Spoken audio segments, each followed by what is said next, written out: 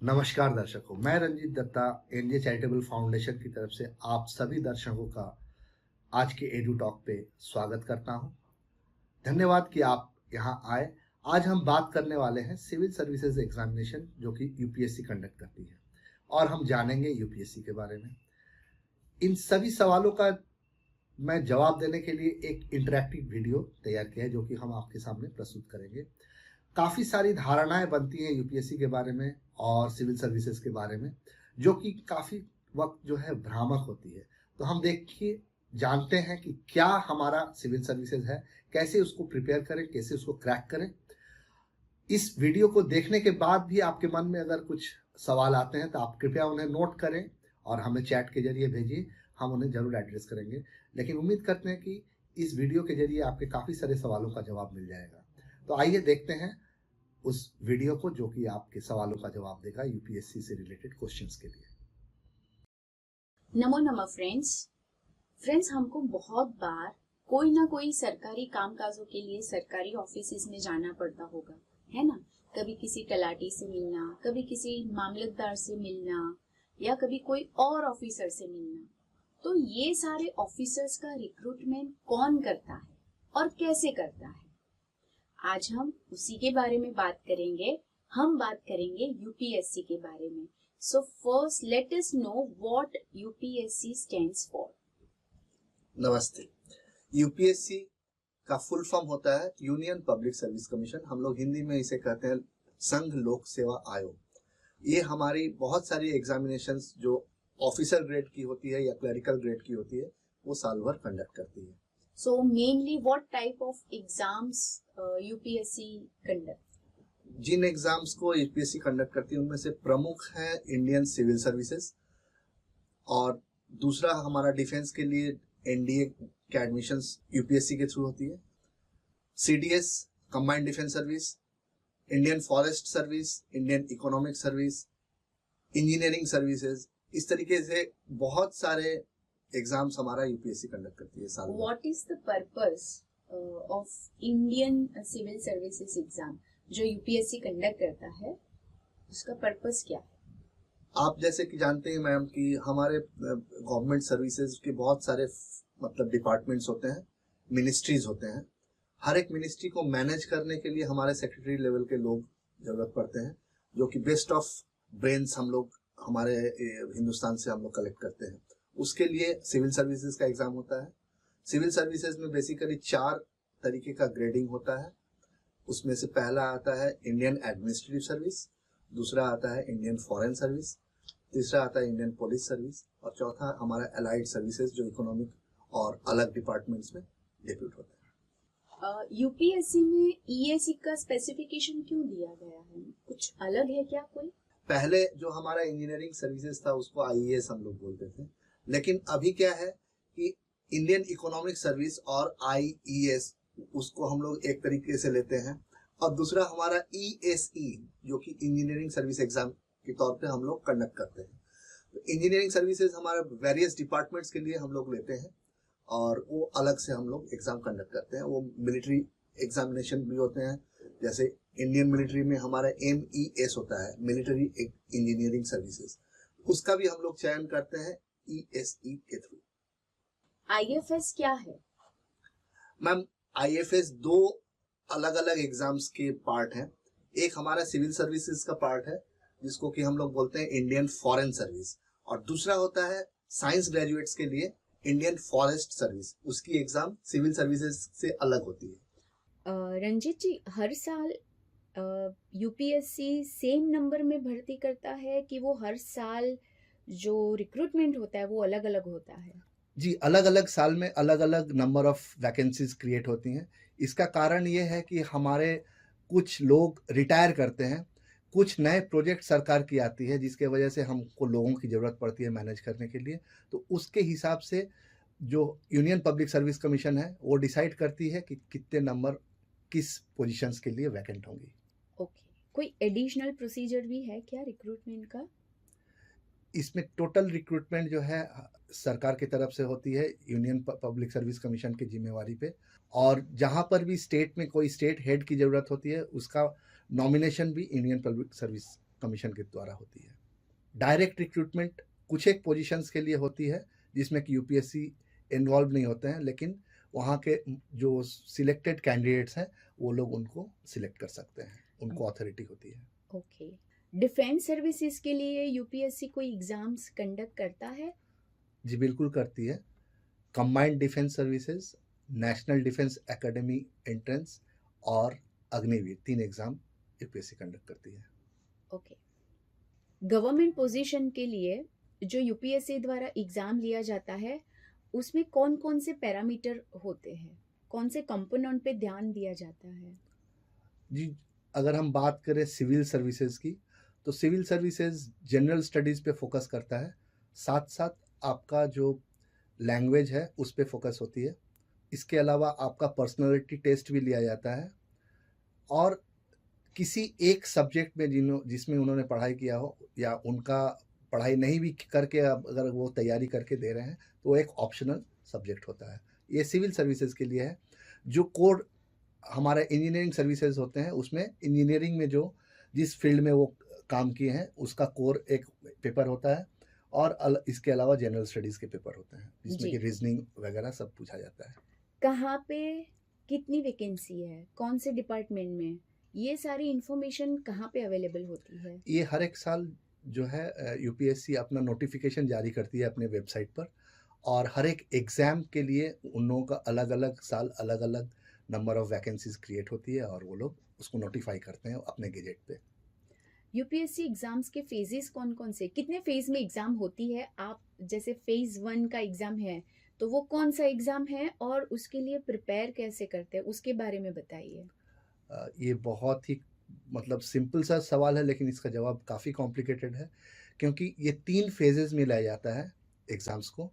पहला फेज़ होता है हमारा जिसको कि प्रिलिमिनरी टेस्ट कहते हैं, पीटी हम लोग बहुत कॉमनली बोलते हैं। उसमें 2 ही पेपर होते हैं और एक क्वालिफाइंग पेपर होता है उनमें से, उसको बोलते हैं सीसैट।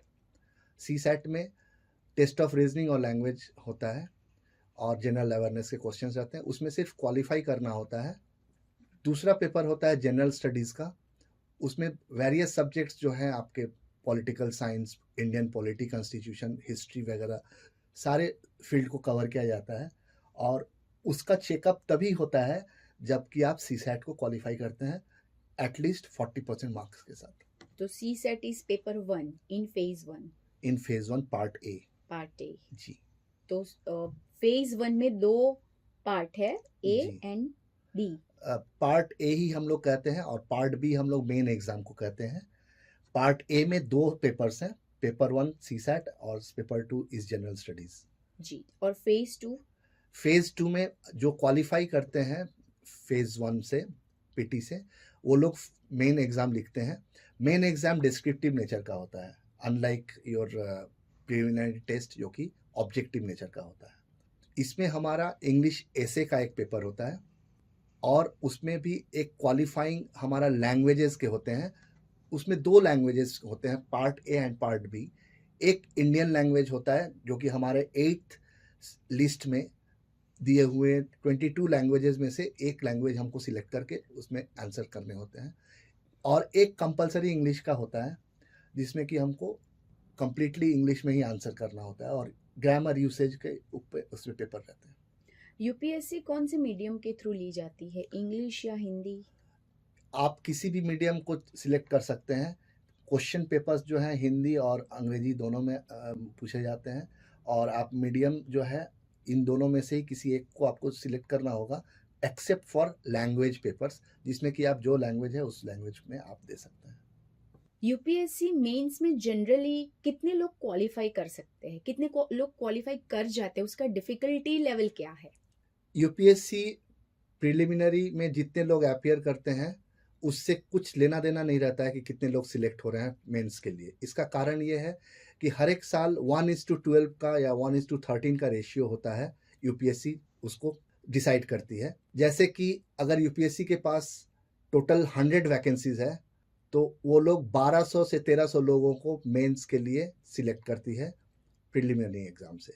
उसके बाद प्रिलिमिनरी एग्जाम से मेंस में पहुंचने के बाद लोग फिर से 1:5 के रेशियो में एक एक पोजीशंस के लिए सिलेक्ट करते हैं, यानी कि 1200 लोग जो अपियर कर रहे हैं उनमें से फाइनली 300 से 500 लोग इंटरव्यू के लिए अपियर होते हैं।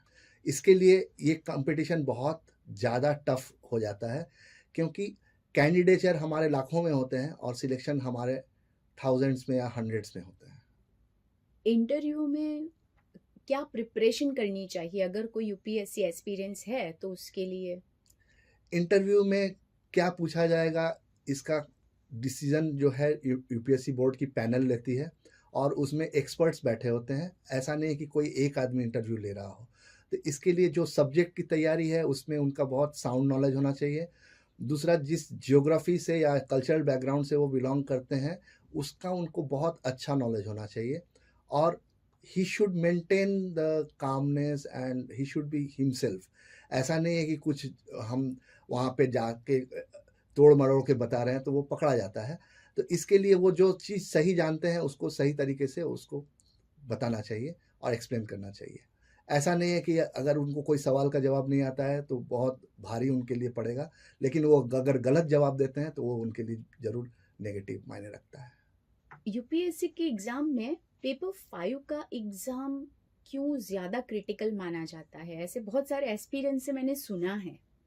जी बिल्कुल, पेपर 5 जो है जनरल स्टडीज़ 4, उसमें वैल्यू एडेड क्वेश्चंस होते हैं और उसके क्वेश्चंस के कोई बिल्कुल टू एंड फ्रो आंसर नहीं होता, कोई स्ट्रेट आंसर नहीं होता है।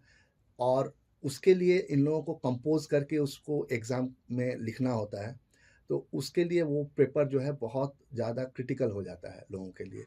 बाकी पेपर्स जो है वो पढ़ने को मिल जाता है, लोग वहाँ पे अपना एग्ज़ाम्स अपीयर कर सकते हैं, अपना नोशंस भी डेवलप कर सकते हैं और आराम से लिख सकते हैं।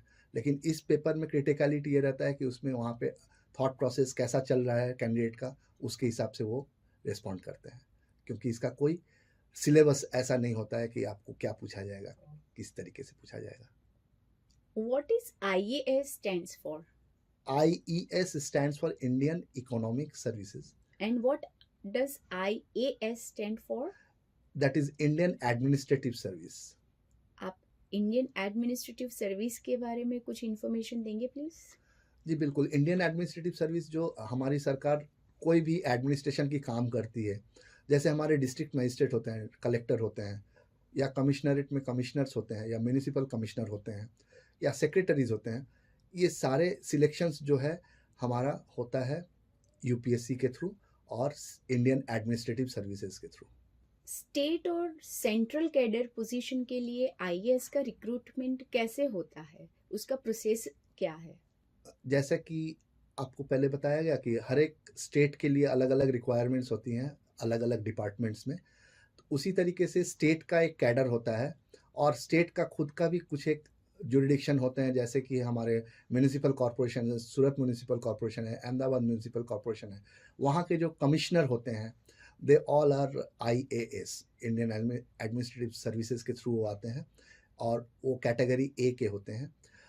तो उस तरीके से वो स्टेट कैडर में एक ही स्टेट में वो लोग अपॉइंट होके वहाँ पे काम करते हैं। Although the appointment happens through union public service commission, यानी कि सेंट्रल गवर्नमेंट के थ्रू होता है, लेकिन वहाँ पे एक स्टेट में वो कैबिनेट लेवल तक पहुँच सकते हैं, कैबिनेट सेक्रेटरी के लेवल तक, और इसलिए वो स्टेट कैडर मैटर करता है किस स्टेट में आप हैं। उसी तरीके से यूनियन टेरिटरीज में भी अपॉइंटमेंट्स होते हैं, वो डायरेक्टली सेंट्रल गवर्नमेंट के जुरिडिक्शन में रहता है। इंडियन फॉरेन सर्विसेज में what type of service has been covered? क्या उसका काम रहता है? जी, हमारे भारत का जो भी रिलेशंस इंटरनेशनल लेवल पे रहता है, तो हर एक जगह पे हमारा एम्बेसीज होते हैं या हाई कमीशन होता है। तो वहाँ पर जो कामकाज संभालते हैं वो हमारे इंडियन फॉरेन सर्विस के थ्रू जाते हैं। वो लोग हमारे फॉरेन मिनिस्टर को रिपोर्ट करते हैं। पहला रिक्रूटमेंट थर्ड सेक्रेटरी के रूप में होता है। उस तरीके से वो लोग प्रोमोट होते होते एपेक्स स्केल में वो लोग फॉरेन सेक्रेटरी के तौर पे डेप्यूट होते हैं। All ambassadors and consulates are appointed through the Indian foreign services. What does GPSC stand for? GPSC stands for Gujarat state public service commission. जैसा कि हमने बताया, UPSC is for the national level and Gujarat state is limited to Gujarat state, right? जी GPSC बिल्कुल is limited to Gujarat state. Am जी I correct? बिल्कुल जी बिल्कुल। So GPSC exam कब लिया जाता है? जीपीएससी एग्ज़ाम भी पूरी साल भर की प्रक्रिया है। उसकी भी एग्ज़ाम मार्च अप्रैल के तौर पे मतलब प्रिलिमिनरी एग्ज़ाम होते हैं, अगस्त में मेन एग्ज़ाम होते हैं और फाइनल सिलेक्शन और इंटरव्यू नेक्स्ट मार्च तक आता है। So किसी को भी अगर पब्लिक सर्विस में जाना है तो उन्हें इधर जीपीएससी एग्जाम क्रैक करना पड़ेगा या यूपीएससी क्रैक करना पड़ेगा। जी बिल्कुल। So friends, if you really want to develop your career in civil services, then you should start preparing for UPSC or GPSC, and you can choose your subjects wherever there are elective subjects options are given. So I hope all this information will be beneficial to you all. Namo Nama. हमारे पास काफी सारे सवाल आपके आए हैं। सबसे पहला सवाल मैं जो लेना चाहूंगा, एक व्यक्ति का सवाल आया है कि एनजेसीएफ क्या है और एनजेसीएफ कोई कोचिंग क्लास देती है या नहीं देती है। तो मैं आपको सबसे पहले बताऊं कि हमारा फाउंडेशन एनजे चैरिटेबल फाउंडेशन जो है वो समाज के जो कठिनाई युक्त जो हमारे बच्चे हैं जो कठिनाई से जूझ रहे हैं उनको हम लोग सिलेक्ट करते हैं उनकी मेधा के हिसाब से, उनके इंटेलिजेंस के हिसाब से, और हम लोग स्कॉलरशिप उनको प्रोवाइड करते हैं और यहाँ पे हम उनको एनवायरनमेंट देते हैं ताकि वो अपने लाइफ का जो गोल है उनको प्राप्त कर सकें। और उसके लिए जो भी सुविधा है, मतलब लैब असिस्टेंस हो या उनको मेंटरिंग का हो या लाइब्रेरी का हो या जो भी फैसिलिटीज है, फ्री ऑफ कॉस्ट हम यहाँ पे हमारा सेंटर पे देते हैं। हमारा सेंटर यहाँ सूरत में है और अभी फिलहाल हम यहाँ से ऑल इंडिया ऑपरेट करते हैं। अभी दूसरा हम इसमें यूपीएससी से रिलेटेड अगर हम सवाल पे जाएं तो हमारे पास एक सवाल आया है कि कौन सा वक्त स्टडी करने के लिए सही होता है। वेल ये एक ऐसा सवाल है कि ये personality to personality, person to person differ करता है और आपको जानना चाहिए खुद को कि आप किस वक्त आप सबसे ज्यादा कंफर्टेबल है। वैसे हमारे शास्त्रों के अनुसार बोलते हैं ब्रह्म मुहूर्त, मतलब कि सुबह का 4 बजे का जो समय होता है उसके बाद से पढ़ाई करना अच्छा होता है। लेकिन अगर आप कंफर्टेबल हैं 5 बजे से या 6 बजे से तो उसका कोई ऐसा नहीं है कि आप नहीं कर सकते हैं। जिस समय आप कंफर्टेबल हो और आपको दूसरा कोई चीज में ध्यान नहीं बट रहा हो उस वक्त आप जरूर पढ़ाई करें। दूसरा एक सवाल आया है कि कितने घंटे यूपीएससी क्रैक करने के लिए पढ़ना चाहिए।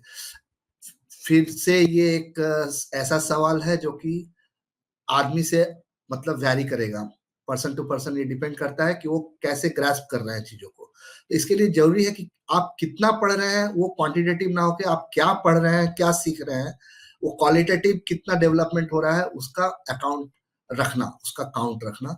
और उसके लिए आप जितना समय आपको लगता है कि पर्याप्त है वो सही है। आप घंटे में हो सकता है कि जो कुछ सीख रहे हैं वो हो सकता है मैं 5 घंटे में नहीं सीख सकता हूँ, या फिर हमारा कुछ एक सब्जेक्ट में ऐसा कमांड होगा जो कि हम बहुत जल्दी सीख सकते हैं, आप उसमें थोड़ा वक्त दे रहे हैं तो उससे कुछ प्रॉब्लम नहीं है। आप अपने हिसाब से जो सिलेबस है उसको देखिए और देखने के बाद आप अपना गोल सेट करें कि कितना वक्त में आप कितना चीज कवर करेंगे, ये इंपॉर्टेंट है। तीसरा जो सवाल आया है विजय श्रीवास्तव जी का है मेरठ से। उन्होंने पूछा है कि किस तरीके से हमें यूपीएससी का प्रिपरेशन करना चाहिए। तो यूपीएससी का प्रिपरेशन के बहुत सारे अप्रोचेस हैं। आपके लिए बहुत सारे टेक्स्ट बुक और मैगजीन्स अवेलेबल होते हैं, आप उससे आप सीख सकते हैं। दूसरा, आपका बहुत सारे कोचिंग सेंटर्स होते हैं, उससे भी आप ज्ञान प्राप्त कर सकते हैं, तरीका को देख सकते हैं। तीसरा अप्रोच होता है कि आप सेल्फ स्टडी करें, सारे मटेरियल्स आप देख लें और आप किसी के गाइडेंस में रहें जो कि इस प्रतियोगिता को निकाल चुके हैं, जो कि खुद आईएएस हैं या आईपीएस हैं, उनके गाइडेंस में, या फिर किसी आदमी को, ऐसे व्यक्ति को जो कि समाज में कुछ हद तक वो पहुंच चुके हैं और आपको गाइड कर सकते हैं, वैसे गाइडेंस में आप अपने आप को डेवलप कर सकते हैं। और इन सबको मिला के भी आप एक अपना शेड्यूल बना सकते हैं। इंपॉर्टेंट ये है कि आप अपना सबसे पहले गोल सेट कर लें कि आपको क्या करना है और कब करना है और कब तक करना है, ये बहुत जरूरी है। दूसरा, आपको जरूरी है कि आप जब भी आप प्रिपेयर कर रहे हैं तो नोट्स बनाएं, उसका आप लोगों से डिस्कस करें, जो आपके फ्रेंड्स हैं जो कि अपियर होने जा रहे हैं, वैसा एक ग्रुप बनाएं और आप लोग आपस में भी डिस्कस करें, जो टॉपिक्स करंट अभी चल रहे हैं उसके बारे में डिस्कस करें। आपका अपना नोशंस डेवलप करना बहुत इंपॉर्टेंट है। और कोई अगर सवाल है तो आप हमसे पूछ सकते हैं। मीनवाइल एक और सवाल आया है, वो सज्जन पूछ रहे हैं कि यूपीएससी के साथ साथ और कौन सा हम प्रिपेयर कर सकते हैं, अगर यूपीएससी में नहीं होता है तो हम क्या कर सकते हैं। यूपीएससी एक्चुअली अगर हम देखें तो इतना बड़ा उसका सब्जेक्ट मतलब सिलेबस होता है कि आप साथ साथ कोई भी और एग्जाम भी दे सकते हैं। जैसे आपका बैंक का होता है एग्जामिनेशन या रेलवे बोर्ड का एग्जामिनेशन होते हैं, उन एग्जाम्स का प्रिपरेशन भी आप यूपीएससी के साथ साथ दे सकते हैं, कर सकते हैं, क्योंकि उसमें भी जनरल स्टडीज आपका पूछा जाता है और जनरल स्टडीज में आपका सारा कुछ कवर हो जाता है। तो इसके लिए इंपॉर्टेंट है कि आप जनरल स्टडीज जब कर रहे हैं तो उससे रिलेटेड जो भी एग्जाम्स हैं वो भी आप देते रहें, उससे आपका प्रैक्टिस भी अच्छा होता है। और अगर आप किसी चीज में सिलेक्ट हो गए तो वहां पे सरकारी रिसोर्सेज को यूज करते हुए भी आप फिर से सिविल सर्विसेज भी दे सकते हैं। एक क्लास 8 के किसी बच्चे ने पूछा है कि सिविल सर्विसेज के लिए किस वक्त से स्टार्ट करना चाहिए, किस क्लास से स्टडी करना चाहिए। तो जवाब ये ऐसा है कि सिविल सर्विसेज के लिए आपको सिलेबस को देखना पड़ेगा, क्योंकि वहां पे जो आपका ऑप्शनल पेपर होता है वो आपका ग्रेजुएशन लेवल के एग्जाम्स पे बेस्ड होते हैं, ग्रेजुएशन लेवल के सिलेबस पे बेस्ड होते हैं, और जो आपका सीसैट होता है और जनरल स्टडीज होता है वो आपका क्लास 10 टू क्लास 12 तक का जो आप ज्ञान प्राप्त करते हैं उसके ऊपर बेस्ड होते हैं। तो इसके लिए जरूरी है कि आप किस क्लास से आप अपने आप को तैयार कर रहे हैं, ये इंपॉर्टेंट है कि आप नोट्स बनाते रहें, आप जो कुछ सीख रहे हैं उसको अच्छे से सीखें, और ऐसा नहीं कि सिर्फ मार्क्स के लिए आप सीख रहे हैं और बाद में उसको भूल जाएं। बाकी मतलब आपको वो आगे भी काम आता है। ये सिविल सर्विसेज के एग्जाम देते वक्त आपको पता चलेगा कि क्लास 5th स्टैंडर्ड में आपने जो कुछ सीखा है हो सकता है कि वो उस वक्त आपको ध्यान ना आ रहा हो, लेकिन वहां पे पूछ दिया गया हो। इसके लिए आप जो कुछ भी पढ़ रहे हैं उसको नोट्स बनाइए और उसको अप्लाई करें अपने लाइफ में। मेरे ख्याल से अभी और कोई सवाल नहीं आया है। अगर आपको फिर भी कोई सवाल का जरूरत है तो हमारा वेबसाइट है, फ्री ऑफ कॉस्ट ऑपरेट करते हैं हम, www.njcf.in। वहां पर आप अपना प्रश्न रख सकते हैं, आपका क्वेरी रख सकते हैं। हम लोग मेंटरिंग भी करते हैं और ये सारी सेवाएं हम लोग फ्री ऑफ कॉस्ट देते हैं। आगे हम फिर दूसरे कैरियर के साथ आपके साथ फिर मिलेंगे। तब तक के लिए धन्यवाद, शुक्रिया।